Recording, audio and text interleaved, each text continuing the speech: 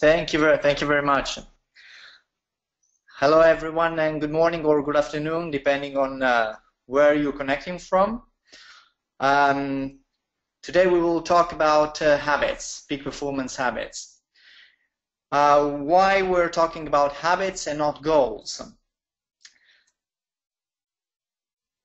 In business especially, in the past 100 years, we have focused especially on goal setting as one of the only ways to develop and keep a performance. Goal setting is actually interesting and very useful, but it has become sometimes the only way in which we judge, evaluate performance, and even try to increase performance. We will see now that there are some defects and limitations in goal setting, and we can see them in multinational companies or companies of any kind. Companies, for example, that adopt goal setting as the only way of managing business have two main problems. Problems of motivation of employees and problems of growth of their goals year after year. Growing by 2, 3, 4% per year for each team or department, sometimes it's very difficult. You can see this picture here, which is quite curious. It's part of an example of why goal setting should be integrated by other ways of managing our performance every day. This is an experiment made in New York. Some researchers wondered why at a certain point during the day, at 3, 4 o'clock during the day, New York taxis started to disappear. They thought, well, maybe it was some kind of trade unions program, but no. What they found out is that every taxi had their own daily goal, their own daily result they had to achieve. And after they achieved that result, as it happens for all of us, they started relaxing. And most of them went home, actually, because they didn't have anything to long for. They were not motivated anymore to strive for more. This happens also this happens in many fields, and in the US. And actually, there is a saying, a joke that says that asks, well, where can you find a salesman that has reached its monthly result? And the answer is in the golf course. Because as it happens in many teams, in many sales teams, once the sales team reaches its monthly goal, they start relaxing, which is only right in a way, because we need also breaks and release from tension. But this creates also a problem if we wanted to increase performance, or if we want to reach higher goals, for example. The problem of goal setting was studied and modified by many companies. In 2003, for example, Coca-Cola company decided not to publish anymore the 3 monthly reports for goals, because they saw that managers focused only on the 3-month goals and without losing the big picture. Another important finding was the example of the Environmental Protection Agency in the US. The Environmental Protection Agency gave some goals to the companies in the US to protect the environment. But the companies focused exclusively on the goals and not the big picture, on the vision.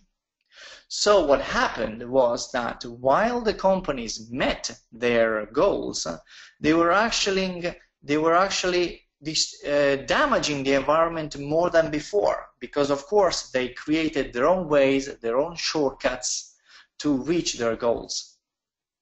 And this is why goals cannot be the only way and have to be integrated by something else. Goals are, as I say, are exclusive. It means that goals are very good because they make us focus on a result.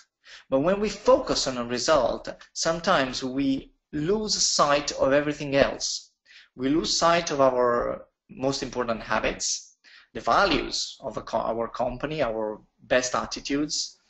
We lose awareness of what's happening around us. And sometimes we also lose coherence. In my practice as a coach, I see that one of the main problems of a sales team, for example, that focuses especially only on goals, is that they focus only on the monthly budget. And by doing so, sometimes they use discounts, or they promise too much, damaging, for example, the margins, or bringing too much complexity in the company because they promise too much to the customers. Sometimes salespeople do actually even bad things to reach their monthly or quarterly result. This is because goals make you focus. This is one of their main, strengths, but it's also a weakness if we lose the sight of our vision. When we focus only on goals, we start by focusing on what we do, instead of focusing, first of all, on who we are. This sounds like a fairy tale thing that we shouldn't care about, but actually it's a very important distinction. Let's take the example of a salesman. Salesman, first of all, focuses on what he does or she does. So what we do, I sell machines. How I do it? Well, I do it any way I can. I give discounts when I can. I try to manipulate the conversation. I try to influence the customer, etc. Who I am? Well, I am a salesman. In this way, the salesman focuses on his daily actions, his monthly goals, his quarterly results, the quarterly results of the team, which is okay until the company starts looking at the bigger picture. We are called as a company, as Novaxia, when the company starts seeing that even though people reach their targets, they are actually losing margin, for example, or even losing customers. Today I would like to propose you a different way of integrating the goal setting strategy that we all know about. Goal setting, as I said, is very important, but it's not the first step for performance, especially when you want to keep peak performance sustainable. To keep peak performance sustainable and develop peak performance habits, we have to start a step behind with our vision.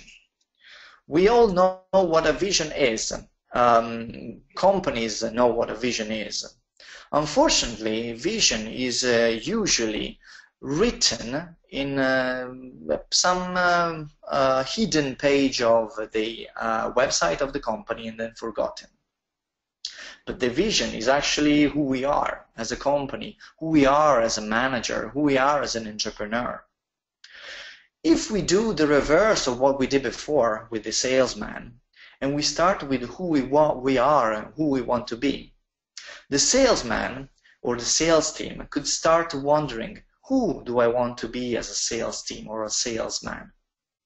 Well, I want to be a partner for the customer, for example. The salesman starts focusing on a longer-term vision. I want to help customers. Of course, I want to bring margins and sales to the company, but I wanted to do it sustainably and actually to make the company grow. And how I do it? Well, I do it not only by influencing customers, but maybe also by listening to them, by proposing the right solution, or maybe by taking more time with the customer, even though I don't sell anything. What we do? Yes, we sell machines, as we said before, but we sell it in a very different way. Vision is very important because it gives us the idea, the longer-term view of what we want to become and what we want to be on a daily basis. And the vision is inclusive. The vision includes our behaviors. When we think about who we want to be as a company or as a team or as a manager or as an entrepreneur, we also think about our behaviors, our attitudes. We want to be aware of who we are and how we behave with others. We think about our values, the values of our company, our habits, and our coherence. This is very important also for performance. Vision is very important because it shows us the destination we want to strive for. A goal is usually a short-term vision. Even though there are also long-term goals, long-term goals have the problem of projection. If you have a 5-year goal or a 10-year goal, that goal, if it is quantitative, it's very difficult to predict because things change very quickly, especially in a 5-year period. A vision, instead, is very different. Vision doesn't have any quantitative data. It is qualitative. It shows the direction, who we want to be, the ideal final outcome, and the difference we want to make. The reason why visions are not at the center of many organizations as much as goals are is that goals are much more concrete. If you want to sell 1 million euros of tools in a year or in a month, well, that's very, very, it's quantitative, it's measurable. It reassures you that you're striving for something real. A vision is not so real, meaning that it doesn't have any numbers. But the vision is very important because it gives you it paves the way for the creation of habits that bring you results you never dreamed of with only goal setting. These are 3 examples of vision that brought enormous results that you would not achieve with just goal setting. The first one is the vision of the Cirque du Soleil. Cirque du Soleil was a circus like many other circuses that had the problem that many other circuses had of a lower public, problems with the mistreatment of animals, etc. They were losing money and they were about to go bankrupt. Instead of setting a goal of increasing public for the next performance by 20%, as every company does, they started with a vision. They wanted to become the best show in the world. Now, the Cirque du Soleil is a completely different company with more than 1 billion in a turnover. They have hundreds of performances in 5 continents, and they are priced at a much higher level than any circus around the world. Actually, they're not a circus anymore. They changed completely. The same happened to Tom's. If you don't know this guy, he is the entrepreneur that founded this company, Tom's Shoes. He started with a vision, 1 for 1. Very simple, no numbers, no results, just a vision. For each pair of shoes that I sell, I will give another pair of shoes to people that cannot afford them. The growth of this company was so big that was included in the studies of many business schools and universities. It was incredible. In the first year alone, they sold millions of shoes. The vision was so powerful that everybody strived to get to reach that direction, even though it's of course unreachable in a way, because you cannot give shoes to anyone that cannot afford it.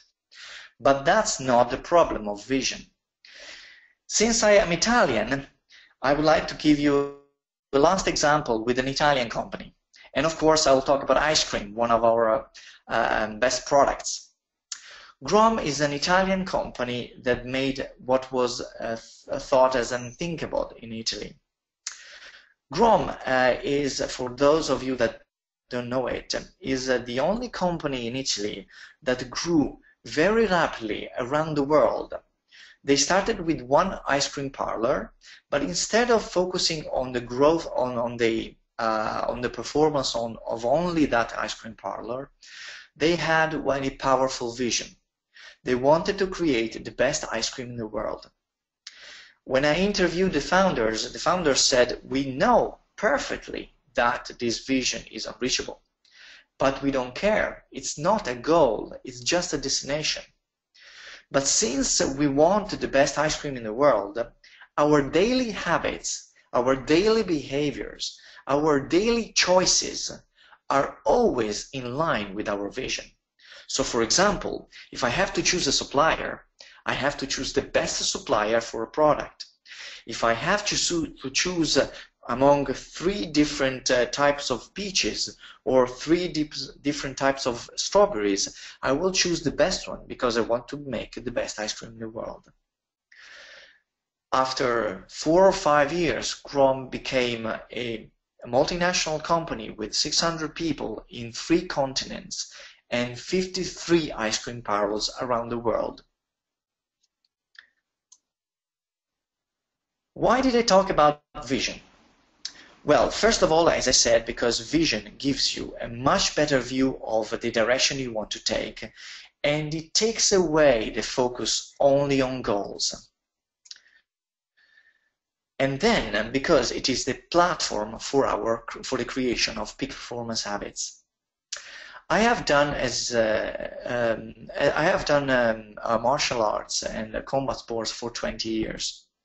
And in the dojo, the masters always say, the dojo is the place where you should make mistakes. If you want to make mistakes, this is the place. Actually, try to make mistakes, because this is the only way you can become better. When I won the European Championship, many people asked me, wow, how were your trainings? They thought that in the gym there was something glamorous was going on. And as the experience of many other athletes, I answered that actually the gym is pretty boring because you do the same routine every single day until you become a champion. The gym, as any other places where you reach a very high level of performance, is based on the concept of routines and not on the concept of goals. When I started training, we did not have a goal of becoming a European champion or a world champion. There was a vision, of course. This was always there. The idea was always there. But then we focused on daily habits. And habits are very important because, first of all, they are the basis of how we learn. Learning is natural. We've seen children learn how to speak, which is very difficult, and how to walk, which is again very difficult, naturally day by day. Our mind has a limited capacity. That's why it has to standardize routine, it has to standardize behaviors. If you remember when you started driving a car, you probably remember that the first time you drove a car, your mind was full of instructions. It was very difficult to remember everything, and you were a bit awkward because you had to remember that you had to look outside for dangers, you have to look at the rearview mirror, you have to change gears, etc., etc. After a while, your mind did what it does every day for us. It standardized your behaviors and created a habit. Today, when you drive, you actually can speak to someone else, you can listen to the radio, and sometimes you forget yourself. This is the power of habits, and you maybe reach your workplace without even knowing that you were driving. The problem with this approach is that the mind does not decide which habits to standardize, which behaviors to standardize. It's not like a bodyguard that tells you, oh, no, wait a second, this is a bad habit. Let's not standardize it. Standardize something else. The mind only business is that of standardizing. If you have a behavior and that behavior brings you reward, the mind sooner or later will standardize it, will make it a habit. So, and you have the example in your daily life. I'm sure that all of you have good habits, but of course, maybe you also have some bad habits, right? That's because they all have good rewards, but the final result of the habit is not very good. So we have to create peak performance habits. We have to understand the structure of a habit and be always aware of how we standardize behaviors so that we can replace bad behaviors with good behaviors. As you can see from this slide, the structure of a habit is pretty simple, it's pretty straightforward. There is an input, which is the input of the environment. For example, I come home from a hard day at work, and the environment is warm and cozy, so I start on my routine. The routine is that I feel that I want to relax, so I sit on the sofa and watch some TV. The reward is that I relax, I switch off my mind after 8 hours of work, and I feel great. At the same time, I could have another routine when I come home. After a day at work, I feel that I want to get more energy for myself. So instead of sitting on the sofa, I standardize another routine. I go running. My routine is running, and my reward is that at the end of my running, I feel energized, I feel alive again. I feel that my body now has blood circulating and more energy. As you can see, the input and the reward could be the same, and the routine can be changed. When we talk about routines, people say, well, routines are boring and they always bring the same results because they are always the same.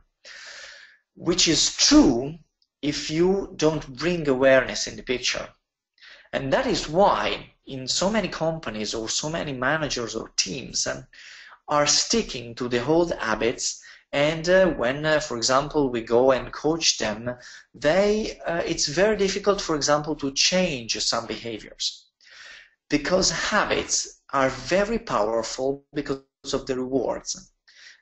A habit, even if it's a bad habit, has always a strong reward. So we have to be aware of the structure of the habit and why we're doing that, to change it. A routine without growth is a routine that we continue day after day, year after year. We can keep the same routine by adding some spices. The spices is the awareness that we have when we created a routine. In my gym, as I said, there were boring routines every day. In every training session, we had exactly the same routine. I could even know every 15 minutes or every 20 minutes what I would do next. What I didn't know, or what my trainers were good at, was adding a little bit of growth every time. Every time there was a new training session, they added something based on the vision that they had for me and for my team. Based on the vision and not the goals. The vision was always and should always be the direction. For example, the sales team can have a weekly meeting because the vision is that of being the partners of our customers. And the weekly meeting is a meeting where we share, for example, the best practices or what we learned by listening to our customers. By doing this, we can improve our habits week after week, thus improving also our sales. That is why routines can be, of course, yes, boring and monotonous, but they can also bring you extremely good results because they're not tied to any goal. So you don't actually have to relax after the goal is reached. There is not any psychological ceiling. If you have a psychological ceiling, or if you have a goal, you base your routines on your goal of the year, for example, increasing our sales by 3%, for example. What usually happens in organizations, or what we see in organizations, is that organizations go from peaks to grooves. What it means is that they reach a very high level of efficiency in some periods of the year. Then there are complexities, there are urgencies, there are periods where they have a lot to do, and standards start decreasing. After a while, standards are a bit low than what is accepted, so there is an urgent actions to be taken to bring back effectiveness as it was before. The question that companies and teams answer normally in this kind of environment based on goal setting only is, what can we do to reach our goal? To reach higher goals and continue growing, like for example the Cirque du Soleil or Rome in Italy, is the secret, if there is a secret, is to ask another question. What must we do to achieve our vision, to achieve the best goal possible? Like achieving, I don't know, World Championship or European Championship, or being the best in customer service, like for example was the vision in Zappos, which became the leader in customer service and sales online. Peak performance habits have to be formed because, in a way that integrate goals instead of coming after goals. And this is where goals come into place. Once you define the vision of our team, your own department or your own company, now you can define your goals. At that point, the goal is not anymore the ceiling. It's just a measurement. It's the measurable action that you can take so that you know where you are. The routines are the way that you can ensure that you are always learning something natural for your team and your company to bring results. Let's make an example with the sales team that we followed a couple of months ago.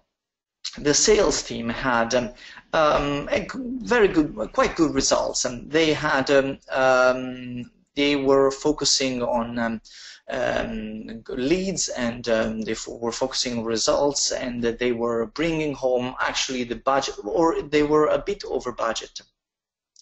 The problem was that the people in the sales team were actually bringing on too many leads compared to what the company could focus on and could bring and could follow. So we focused on something different. The goal of the sales team was that of creating leads. When we asked what was the vision of the team, they started talking about measurable goals like selling and growing their sales by 3, 5, or 10%. When we focused on the end result, the best goal possible, we saw the people saw that they were actually focusing on the wrong result. They were bringing in a lot of leads, while they actually had to focus on appointments instead of leads. They lost focus on their final vision and the final goal because they were so focused on their comfort zone and their routines that they forgot that the lead was not actually what brings the result. Leads are part, of course, of the sales funnel, but what brings the result finally was the appointment. So they changed their focus from bringing leads to bringing appointments, and that changed their routines. One of the best way to do this is actually making a weekly or a monthly meeting for focusing on the peak performance habits that you have in your teams. What you should do is, first of all, focus on the routines you have and the goals and the vision you want to achieve as a direction. Focus on the behaviors you have and ask if that behavior is actually in line with your vision. If it's in line with the best goal you want to achieve and not just with the measurable goals you want in the next month or the next 3 months. This is the exercise we call taking care of the core. Taking care of the core is the exercise that made sales team grow by 20 to 200% in the companies we followed. As you remember, for taking care of the core, it starts with the vision. To create a peak performance habit, you cannot eliminate the bad habit you have, because habits, as I said before, have a reward. So you cannot eliminate a habit because you would eliminate also the reward. What you have to do is to replace that habit, keeping the reward intact. Let's make an example. With the company we followed last year, they had a problem in many of the shops of complaints from the customers. When we analyzed the behaviors, the routines that the shop assistants had inside the shops, we found out that many of the shop assistants, an hour before closing, started putting away things and rearranging the cash register without taking attention to customers. So we had some mystery audit. We brought some coaches pretending they were customers to watch the situation, and we saw that the shop assistants started rearranging the cash register, and we had to stand there for 10 minutes before they served us. The reward, of course, was that they were going home right on time when the shift was done. The company asked us, when they found out about the result, they asked us to change immediately those habits, to eliminate those habits. We told them that this was not the case. We had to keep the same reward, so guarantee that those people went home on time, and at the same time change their routine so that they were becoming effective. We found out that people started behaving that way because the system for closing those shops was very inefficient. So it took a lot of time for people, and sometimes they had to go home an hour, even an hour and a half after the shift has ended. So instead of telling people, like the company wanted, telling people to stop what they were doing and start paying attention to customers, which would have lasted for 2 weeks. After a while, they would have gone back to their reward, which was going home early to their families, which was very important for them. We started analyzing the routines that were very inefficient. People focused not on stopping their behaviors, but starting new behaviors that made the closure of and the organization of this shop much more effective. After a month of trials, people developed habits that allowed them to go home on time, and at the same time not be stressed in the last an hour and a half when the shop was still open, but they had to put away things, rearrange the warehouse, etc., etc. Taking care of the core is this, is paying attention to your routines, paying attention to how you respond to the inputs of the environment. For example, when there is an urgent action to be taken, how do you respond? When there is a conflict in your team, how do you respond?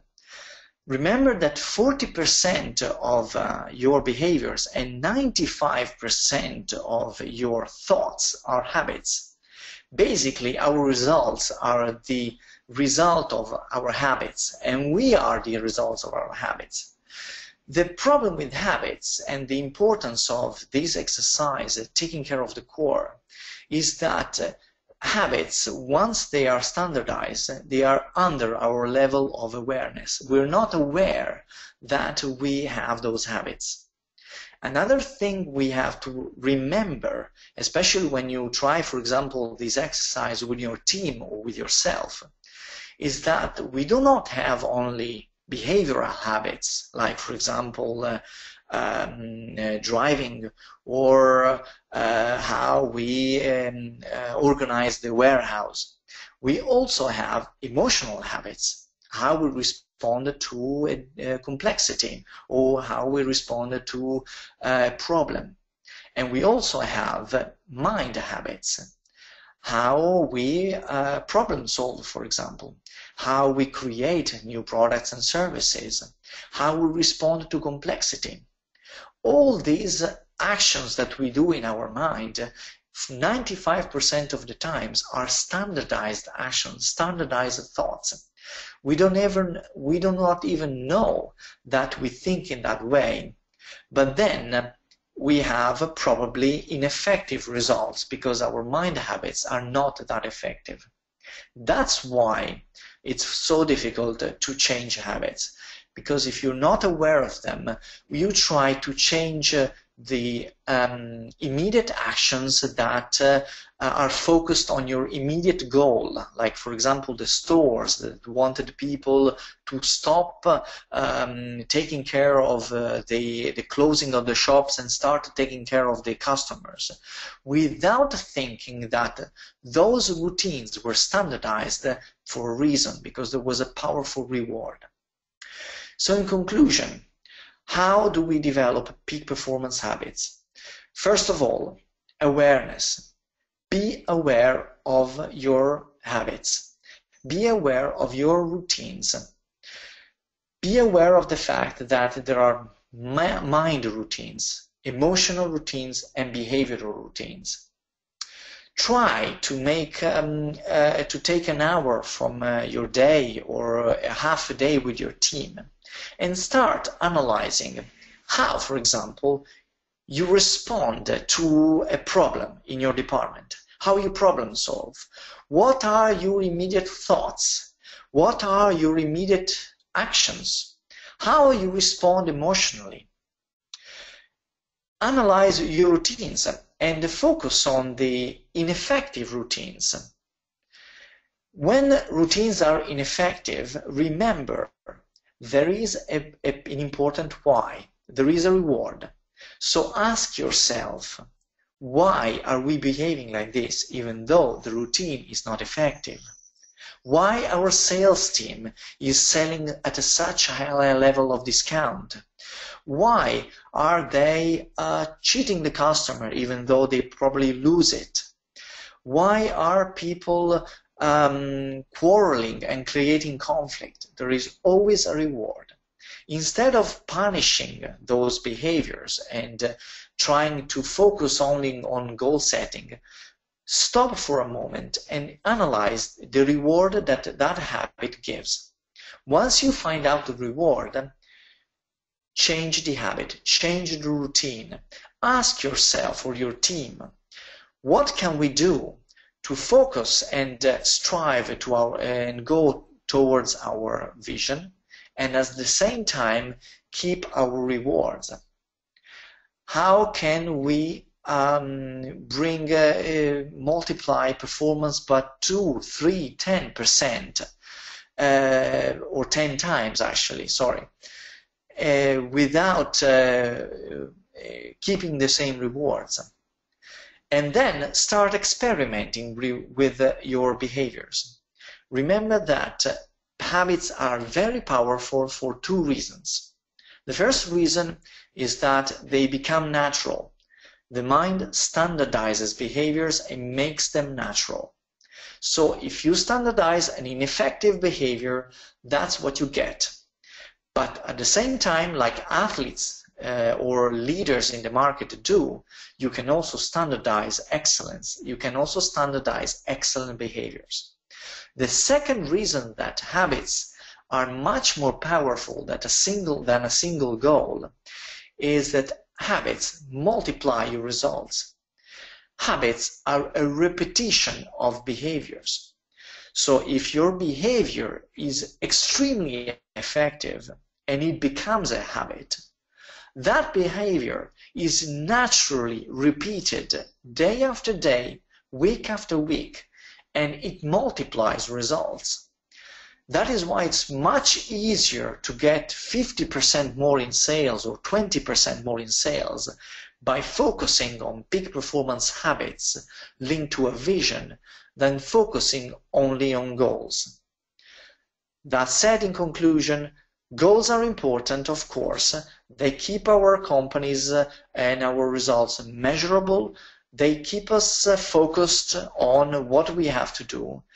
But don't forget vision and link your vision to peak performance habits, and take care of your core by stopping and taking awareness of your daily habits and finding a way to improve your habits so that you become naturally much more effective.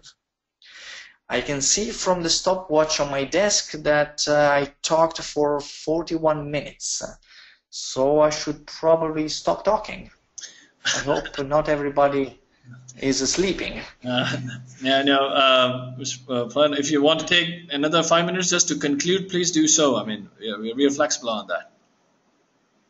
No, I'm curious about the questions. Then probably I'll say something more. There's much more to say on this. So if you have any questions, we can discuss about that. Okay, so now, folks, thank you very much for the presentation, Sir Zano. Folks, we are now open for the question and answer. So if you have any questions, you could put it in the question box, or you could raise your hand. There's a hand icon available on the console, so please click on it. I will unmute you so you can have a direct audio chat with the speaker. So let me go to the question box. The first question is, why do we take on also bad habits, and how do we eliminate them? Okay, so as we said before, we take on bad habits because our mind does not choose. We love, actually we need to standardize everything we do. If you think that 95% of our thoughts are habits, you understand why it is so important to be aware of that. Bad habits give us rewards. How do we eliminate them? As we've talked about this, we have to keep the same input. So we have to focus on the situation at hand. We do not have to focus on changing everything. Actually, one of the mistakes that probably many companies do when they launch big change management programs is that you don't have to change everything. In a routine, in your standards, there are probably parts of your strategies that are actually very effective and only parts that are bad. So by being aware of what your routines are, you can keep the effective part and change the ineffective part. Remember that you cannot eliminate a habit, so you cannot eliminate the need for smoking, for example. You can change the need for a 10-minute break with something else, for example, by eating candy or by I don't know, taking a walk downtown, I don't know. This is a short answer for eliminating, which is replacing bad habits. Thank you very much. We have another one from Mr. Paul Greasley. The question is, thank you. You speak eloquently about the softer side of the leadership. Do you see more and more dialogue about the spiritual components of leadership in the marketplace? Yes. The companies actually talk about that more and more, and even smaller companies, and not only multinational companies, are talking about the soft skills of leadership. This is partly due to the fact that now it's fashion. So in the past 20 years, coaching has become very fashionable, and it has become known in multinational companies. But why people and companies are focusing on that is that research and our own experience shows that the performance, well-being in organizations, results come especially from soft skills and not hard skills. If you want to be replaced for a year by someone because you won a one-year holiday somewhere, how would you choose the person that replaces you? Of course, this person has to have technical skills, but then you would choose soft skills. The person should be a leader, should be very flexible, should be motivating, should inspire, should be able to influence people and bring an inspiring vision, etc., etc. These are all soft skills. Research shows that 80% of results come from skills and not hard skills. And that is why multinational companies and even smaller companies now, at least in Italy or in Europe where I work, ask us more and more for soft skills in leadership. A study by PricewaterhouseCoopers on coaching showed that the coaching can bring 700% more results and on average it brings 88% more results than a normal training on hard skills. That is why soft skills are very important now, and many companies are now talking about that. Thank you very much. Another short one from Ms. Laura Gibson. How long does it take to set a new habit? 21 days, 28 days or more? Okay, the 21-day formation of a habit is a myth. It was taken because a physician, a surgeon in war, saw that people that lost their limbs, soldiers that lost their limbs, an arm or a leg in war, felt as if they had that harm for 21 days. That's because the nervous system had to form a new neurological pathways. So for 21 days, they could still feel as though they had that arm or that leg. So there is this myth that a habit can be formed, a new habit can be formed in 21 days. That's not true. It takes up to 1 year. that's I know that that's a big of a bad information. It takes up to 1 year. In general, it takes from 30 days to 200 days to form a new habit. That was why it's so important for us as individuals, for teams and departments, to take care of the core, meaning to be always take some time regularly to review our habits, because it's very easy to slip back to our old habits, as we all know. So no, it doesn't take 21 days. It's probably around, for not so complex habits, it's about 2 or 3 months. For big teams, it takes a bit more. What you need to do as a leader, for example, is to support your team all the way, focusing on the routines and giving them awareness of the parts of the routines that still don't work, and not punishing people when they slip back to old routines, because bad habits die hard. Thank you very much. Another one, developing habits are subjugated to cultural norms. How challenging it is becoming in the global village to understand these norms and manage a team of people with habitual diversification? Very good question, actually.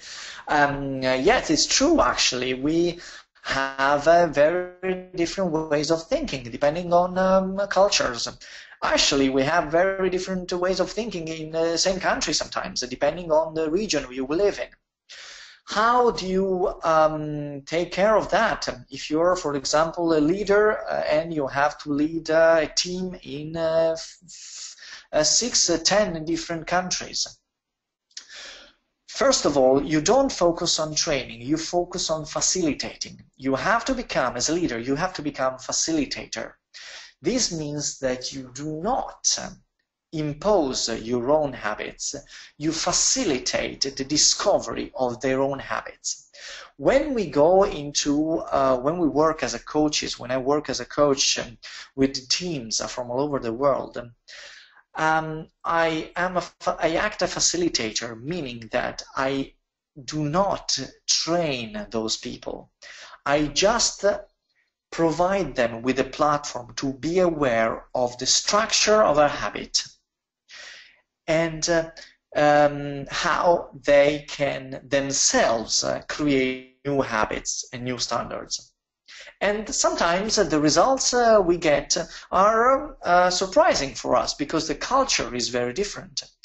I do not interfere, we do not interfere with their choices, because when you facilitate your team and the team focuses on their own habits, your team knows best what rewards they want and what is the best way to reach their results. So this is the best way to lead global teams, or to work on culturally different environments, to facilitate the development of new habits, and not to just train people, imposing people new skills based on a set of instructions, for example, that are very powerful for one country, but they don't mean much in another country, or that have to be changed in another country.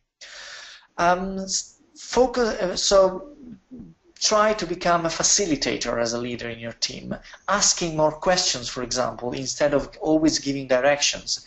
Asking your teams questions on how they would do it, and and listening to their answers. This is the best way not to interfere, and actually to leverage on the ability of people to focus on their culturally driven performance and bring their skills into your team, asking questions and listening. Okay, thank you very much. We have one last question. How can a company take care of its core practically to always evolve and create peak performance routines? Okay. if you work in a company, you know that it's very easy to fall into the trap of doing. You always have a goal. You always have a weekly goal, a monthly goal, a daily goal, a quarterly goal, a year goal, etc. That is why goal setting should not be the only way to lead a company, because it's very easy to get stuck into urgent matters and to lose sight of your vision, or where you want to go, on how you want to grow. So taking care of the core practically means doing something that we tended not to do in our fast-paced world. Stopping even though it's urgent, stopping even though your agenda is full, stopping even though you have a lot of things to do and a lot of deadlines. Stopping means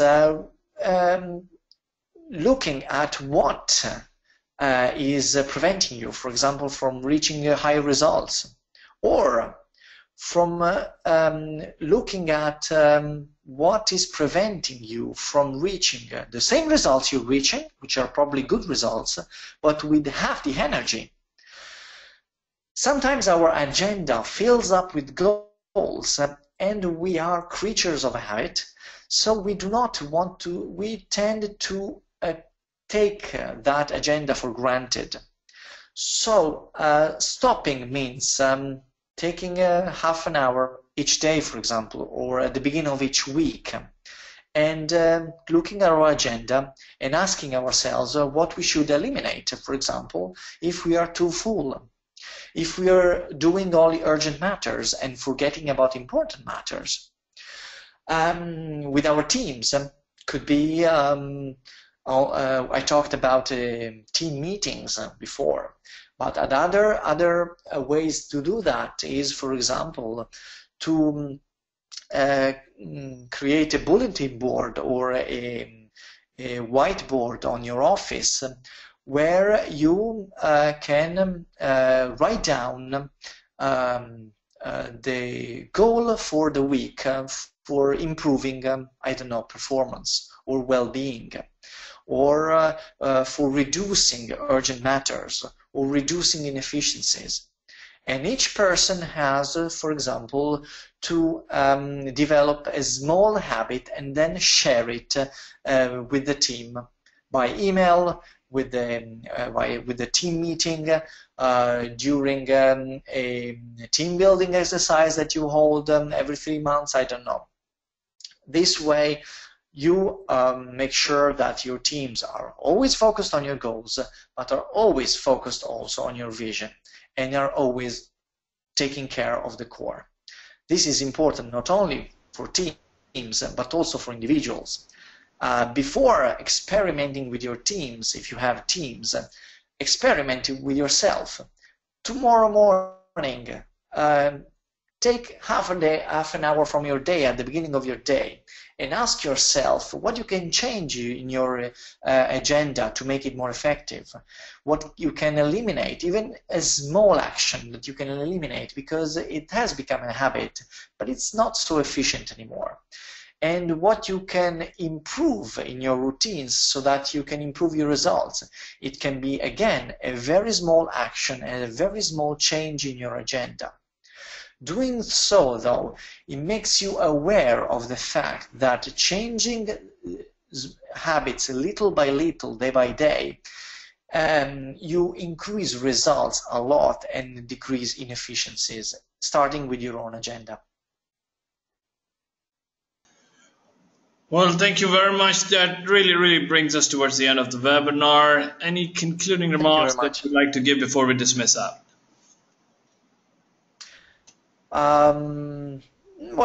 No, I say with the last question, I always give exercises at the end of my training sessions or facilitating sessions, and that was probably my message for the audience. Habits have to be trained, have to be experimented. So create your own dojo. As we said before, A dojo is the place where you can make mistakes. So create your own dojo with your team, with yourselves, a place where you can make mistakes and experiment, and be always aware of your behaviors, and especially on your mind habits, because they are those that are very fast and we are not aware of. Exercise and you will become better and better in creating peak performance habits. Well, thank you very much, Mr. Paoli. I really want to thank you on the behalf of the Madinah Institute for Leadership and Entrepreneurship for taking the time to deliver this presentation live. So thank you very much. And thank you very much. Thank you indeed. And thank you all of those who participated in this webinar. We are recording it. Please stay tuned to webinar.mile.org to access the recorded versions or archive sections and equally learn about our upcoming webinars.